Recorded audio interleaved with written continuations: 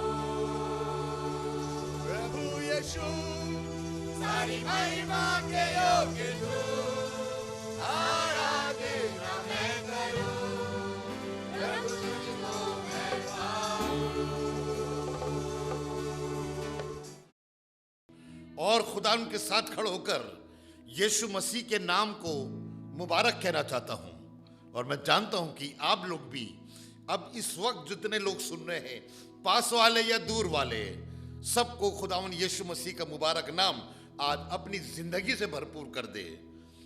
मैं खुदावन का शुक्रगुजार हूं इस अच्छे प्रोग्राम के लिए, जिसके लिए मेरे को ये मोहल्लत दी गई। हालांकि मैं इस काबिल नहीं, हमारे एबीसी में उम्दा से उम्दा खुदा के खादिम है, लेकिन मैं एक अदना सा खादिम आज खुदावन के नाम के अंदर खुदा की बबशारत को पेश करने के लिए आपके सामने खड़ा हुआ हूं और चाहता हूं कि आज खुदावन का नाम आपको खूब बरकत दे।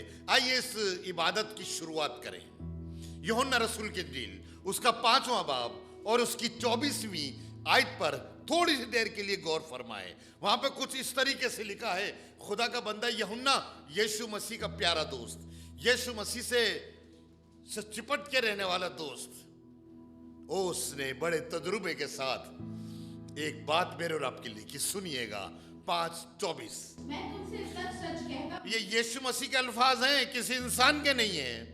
मैं तुमसे सच सच कहता हूं कि जो मेरा कलाम सुनता, बड़े ध्यान सुनिएगा, मैं तुमसे सच सच कहता हूं, जो मेरा कलाम सुनता है और मेरे भेजने वाले और मेरे भेजने वाले का यकीन करता है, हमेशा की जिंदगी उसी की। उसे जीवन तो उसी के पास है।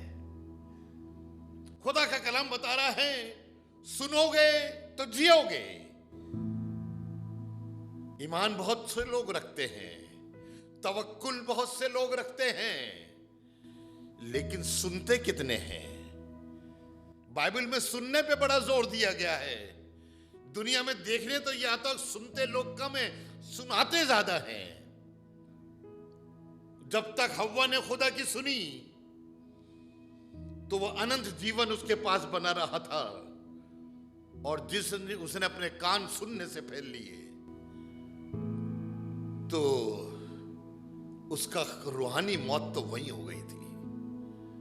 और आज खुदा बाप चाहता है कि हम खुदा की सुने, खुदावन के बेटे यीशु मसीह की आवाज को सुने, क्योंकि जितनी बाइबल बताती है सुनोगे तो जियोगे, सुनोगे तो जियोगे। क्योंकि कलाम में यूं लिखा है, कलाम इब्तिदा में कलाम था और कलाम खुदा था, और ये कलाम इब्तिदा में खुदा के साथ था, और ये कलाम मुजस्सम हुआ। और चौथी आयत में यूं लिखा है, यूहन्ना के पहले बाब की चौथी आयत में कुछ इस तरीके से बात, किसमें? उस कलाम में, अभी ऊपर नाम नहीं दिया है। कलाम में जिंदगी थी। और मैं भी आपको बताना चाहता हूं, जब कोई भी खुदा खादिम आपसे कलाम में बात करता है, क्यों कलाम खुदा का है, ना मेरा है ना और किसी खादिम का। ये कलाम खुदा का है, और उस कलाम में क्या है? जिंदगी है। आज आपको मैं चाहता हूं कि आप जिंदगी पाने की कोशिश करें। खुदा कलाम 2000 साल से पहले से आपके और बीच में बा आवाज बुलंद होकर आपको इस बात के लिए एहसास दिलाता है, खुदा कलाम सुनो, खुदा का कलाम सुनो। लेकिन लोगों ने उसको सुनना ना चाहा। गलती यही है कि खुदा उनके लोग सुनने में बड़े आलसी हैं, सुनने में बड़े आनाकानी करते हैं। खुदावन उनसे फरमाता आया एलिया के जरिए, इलीशा के जरिए, इशाया के जरिए, हिजकिय्याह के जरिए, वगैरह वगैरह बहुत से लोगों के जरिए, लेकिन उन्होंने सुनना नहीं चाहा। काश के लोग सुन लेते, काश के लोग सुन लेते तो बर्बाद ना होते, हमेशा की जिंदगी में दाखिल होते। देखिएगा, जबूर की किताब है, उसका 81वां बाब है। जबूर का किताब, उसका 81वां बाब और उसकी 13वीं आयत को पढ़िएगा। खुदावन के बंदे कहते आ रहे हैं, खुदावन कहता आ रहा है जरमाया के जरिए, इशाया के जरिए, हिजकेल के जरिए, लेकिन उन्होंने सुनना नहीं चाहा। सैमुएल बार बार बार, सैमुएल तो बहुत रोता रहा उनके लिए, तो खुदा को कहना पड़ा, आज सैमुएल तू क्यों रो रहा है? सुनिएगा क्या लिखा है। हाँ, लिखा है काश, काश, उर्दू का ये वर्ड मुझे बहुत अच्छा लग रहा, काश। हिंदी में ऐसा नहीं है, अंग्रेजी में भी ऐसा नहीं है। अंग्रेजी में लिखा ओह, लेकिन उर्दू में लिखा है काश कि मेरे लोग मेरी सुनते, काश के मेरे लोग मेरी सुनते। जब सुनते हैं तो राह पे चलना पड़ेगा। बहुत से लोग सुनते हैं लेकिन राह पे नहीं चलते, और खुदा का बंदा खुदावन अपने होठों से खुद कह रहा है, काश के मेरे लोग मेरी सुनते। और इस्राएल, नॉट जेकब, खुदा ने अपनी कौम से दो नाम से तो मुखातिब हुआ है, इस्राएल या याकूब। इस्राएल कौन जानते ना? जो शुद्ध किए गए हैं, जो पाक किए गए हैं, खुदावन उनसे बात कर रहा है। बैप्टिज्म लिया है, जितने आप सुनने आपने बैप्टिज्म लिया है, बहुतों के पास होली स्पिरिट है। और अगर हम बैप्टिज्म लिए वाले लोग, होली स्पिरिट पाए लोग, गैर जुबान बोलने वाले लोग खुदा के कलाम के न सुने, काश मेरे लोग मेरी सुनते और इस्राएल मेरी राहों पे चलता। गलती तो यही है, उन्होंने दुनिया की सुनी। साउल ने दुनिया की सुनी, खुदा की नहीं सुनी, आत्महत्या करनी पड़ी। सैमसन ने दुनिया की सुनी, आंखें गवा बैठा, आटो चक्की पीस रहा था जेल खाने के अंदर। आज मैं भी आपसे फरमाता हूं, आप खुदा की सुनना सीखिए कि खुदा मुझसे क्या कहता है। एली ने खुदा की नहीं सुनी, खुदा ने उससे वादा करा था, तू और तेरा घराना मेरी निगाह में बना रहेगा। लेकिन एली अपने बेटों के आगे खुदावन की आवाज को उसने दबा दिया और खुदा ने सैमुएल से बात करी। उस जमाने में जब खुदावन बात नहीं कर रहा था, लोगों से गुस्सा था, एली से भी गुस्सा था, तो खुदा बाप ने सैमुएल से बात करी और जब सैमुएल के नाम पुकारा तो सैमुएल ने एक ही लाइन कही, फरमा तेरा बंदा सुनता है। कभी भी जब खुदा की बात सुने तो कोई सवाल जवाब नहीं, जो खुदा कह रहा है कान लगा के सुनिए। सैमुएल ने खुदा की बात सुनी, एली को बताया, लेकिन एली ने उसकी बात पर अमल नहीं करा, अपने बच्चों पर एक्शन नहीं लिया। आज खुदा बाप मेरे आपसे भी कह रहा है, काश के मेरे लोग इस काश वालों में मैं और आप भी आते हैं। खुदा बाप ने आपसे और मेरे से बहुत बार बात करी है, शायद हमने बहुत बार उसकी आवाज को इग्नोर करा होगा। काश के मेरे लोग मेरी सुनते और इस्राएल मेरी राहों पे चलता। तो मालूम आगे क्या होता? 14वीं आयत तो पढ़िएगा, मैं जल्द उसके दुश्मनों को क्या कर देता? मगलूब।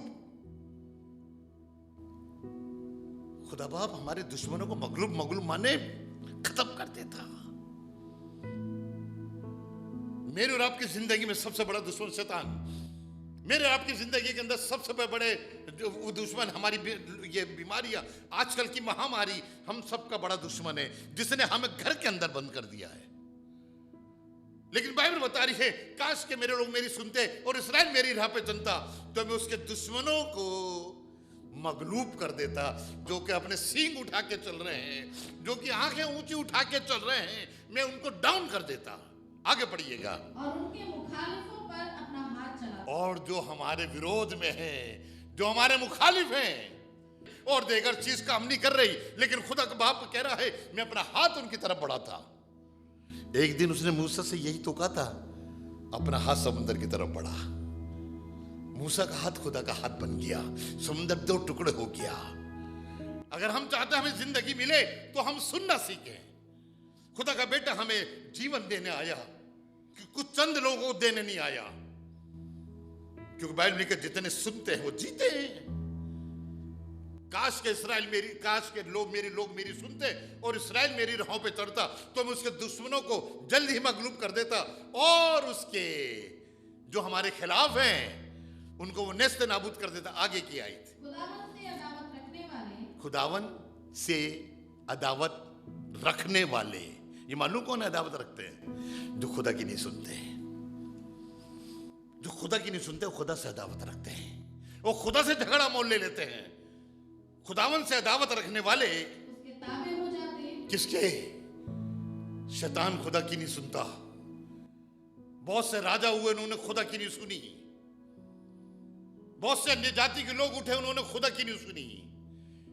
खुदावन से अदावत रखने वाले, हाँ जी, उसके ताबे हो, यानी उसके हाथ के नीचे आ जाते जी। और इनका जमाना ओहो हमेशा तक, not only for few days, not only for few months, not only for few years, everlasting life. My heavenly Father, the Son of the God Jesus Christ, come into the world to give the eternal life. अगर आप eternal life तो पाना चाहते हैं, आप हमेशा की जिंदगी पाना चाहते हैं, तो सुनना सीखिए। काश के मेरे लोग मेरी सुनते, काश के मेरे लोग मेरी सुनते हैं, मेरे लोग मेरी सुनते तो मैं उनको जीवन देता। एक दिन यही बात शारपत की बेवा ने सुन ली। शारपत की बेवा के पास एलिया भेजा गया और उसने उससे कहा कि जो आखिरी, उसने कहा मेरे पास तो आखिरी मुट्ठी आटा है, मैं लकड़ी बीनने आई हूं, घर जाऊंगी, रोटी बनाऊंगी, मैं खाऊंगी, मेरा बेटा खाएगा और फिर हम दोनों मर जाएंगे। That day was the last day for the life of the both person. उस दिन वो आखिरी दिन था उन दोनों का। वो खुद ही इकरार कर रहे थे हम मर जाएंगे, लेकिन उसने एलिया की बात सुनी। मालूम क्या कहा? एलिया ने कहा था, खुदा के हयात की कसम मैं तुझे बताता हूं, जब तक आसमान से जमीन पर पानी नहीं बरसेगा तेरे मटके का आटा खत्म नहीं होगा। उसने सुना, गई, रोटी लाके दी, वो औरत नहीं मरी क्योंकि उसने सुना। जो सुनते हैं वो जीते हैं। काश के हम शारपत की उस बेवा की तरह बन जाएं कि जो खुदा का बंदा एक बात कहे, आसमान का खुदा नहीं बोल रहा था उससे, आसमान के खुदा ने एलिया को भेजा, एलिया उससे हम कलाम हुआ और उसने एलिया की आवाज को खुदा की आवाज माना। जब आप खुदा के खादिम की आवाज सुनने लगेंगे, जब आप खुदा के खादिम की बात को मानने लगेंगे, तो जिंदगी आपके पीछे पीछे भागेगी, आपके पीछे पीछे भागेगी और दुनिया में कोई ऐसा नहीं होगा जो आपकी जिंदगी को खत्म कर दे। ये महामारी क्या है, इसके बाद भी और भी महामारी आएंगी। कहां तक भागोगे, कहां तक लॉकडाउन में रहोगे?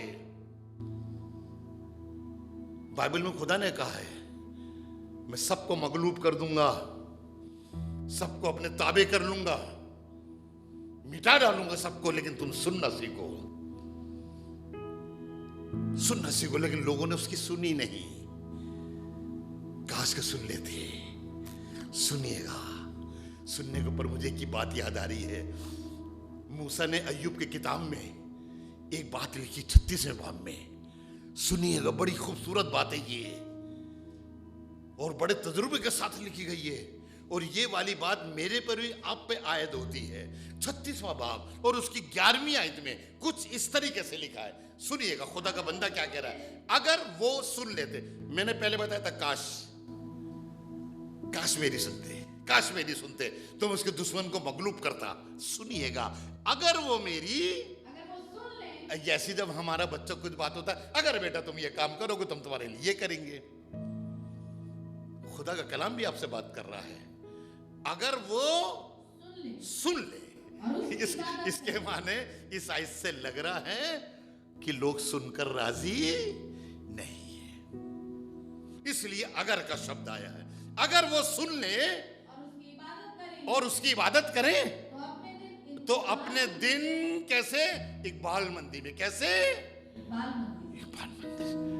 और हिंदी में लिखा कुशल से, कुशल से ज्यादा मजेदार वर्ड है इकबाल मंदी। इकबाल मंदी इन इंग्लिश, जो कि प्रोस्पेरिटी। अगर वो सुन ले और उसकी, इसके दुनिया में बहुत से लोग इबादत करते हैं, अन्य जाति के लोग भी इबादत करते हैं, लेकिन बाइबल तो अगर वो सुनकर इबादत करें तो अपने दिन इकबाल मंदी में और अपने बरस खुशहाली में बसर करें। कैसे, खुशहाली में। इंसान को थोड़ी परेशानी होती है जब वो जवानी की दहलीज से बुढ़ापे में चलने लगता है। 50 साल, 60 साल, उसके बाद लोग उसे सीनियर सिटीजन कहने लगते हैं। उसके बाद तो कहा जाता है, ये भी अभी आपको देखे कोरोना वायरस में क्या है, 60 साल से ऊपर के लोग बाहर ना निकले, छोटे बच्चे बाहर ना निकले। ये खुदा कलाम तो कुछ और कह रहा है। अगर वो सुनकर इबादत करें तो अपने दिन इकबाल मंदी में और अपने वर्ष खुशहाली से बिताएंगे।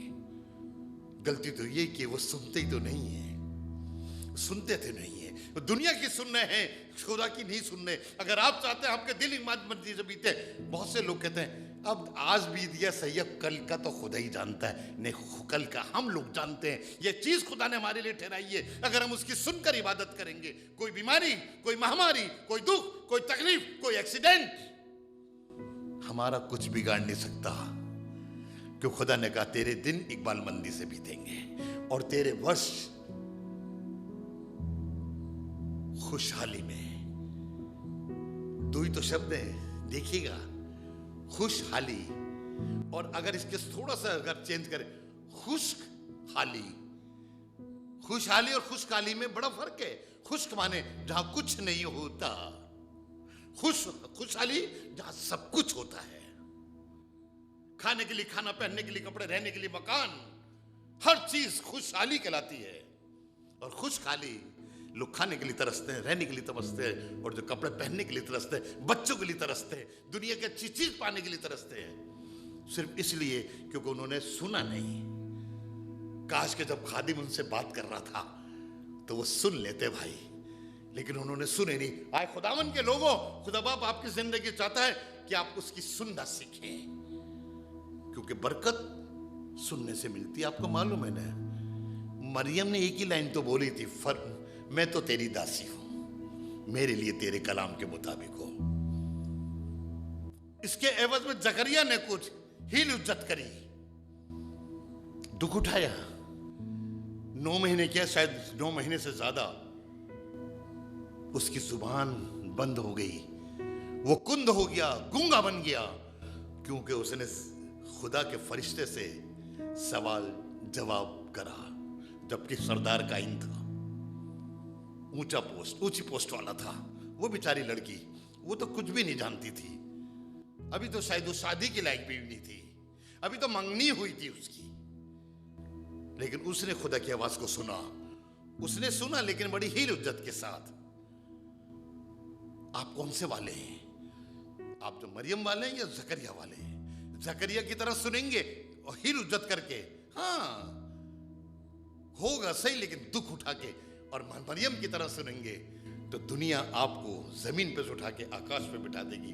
आज सारी दुनिया में मरियम की बहुत इज्जत है, क्योंकि उसने सुना। काश आप भी सुने तो आपकी जिंदगी रौनक अफरोज हो जाएगी, आपका स्टेटस लोगों में बढ़ेगा, लोग देख के डरेंगे, क्योंकि आपने सुना। आप सुनकर खुदा की इबादत कर रहे हैं, और खुदा बाप यही चाहता है कि हम सुनकर उसकी इबादत करें। पहला यूहन्ना 5वां बाब और उसकी 12वीं आयत को पढ़िएगा, जहां पर कुछ इस तरीके से लिखा है, सुने। जिसके पास बेटा है उसके पास जिंदगी है। तो भैया किसकी सुने? बेटे की सुने। जिसके पास बेटा है उसके पास जिंदगी है, और जिसके पास खुदा का बेटा नहीं है, जब खुदा का बेटा नहीं तो आपसे बात ही नहीं करेगा।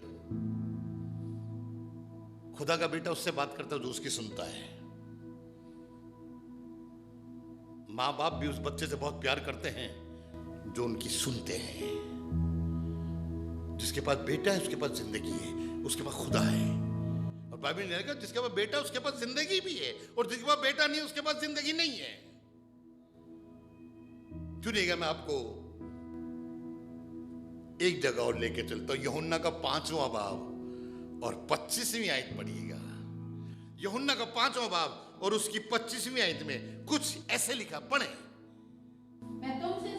मैं तुमसे सच सच कहता हूं कि वो वक्त आता है, बल्कि अब मैं आपसे बात कर रहा हूं तो मैं आपको बताना चाहता हूं वो वक्त अभी भी है।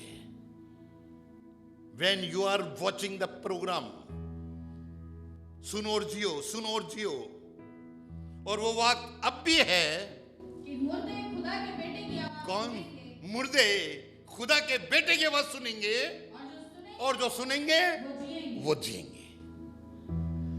यहां तो अब जीतों की बात ही नहीं हो रही। मुर्दे खुदा के बेटे की आवाज सुनेंगे। इफ्सियों की किताब में लिखा है, जो तुम अपने इस दुनिया में रहकर मुर्दों की हालत में रहते हो। प्रकाशित वाक्य में एक लिखा है, और वहां पे कहा है, कहने का तो तू जिंदा है लेकिन है मुर्दा। हालेलुया। जितने जिएंगे, जितने सुनेंगे, सब जिएंगे। आपने खुदा कलाम को सुना। खुदा कलाम आपको बरकत देना चाहता है।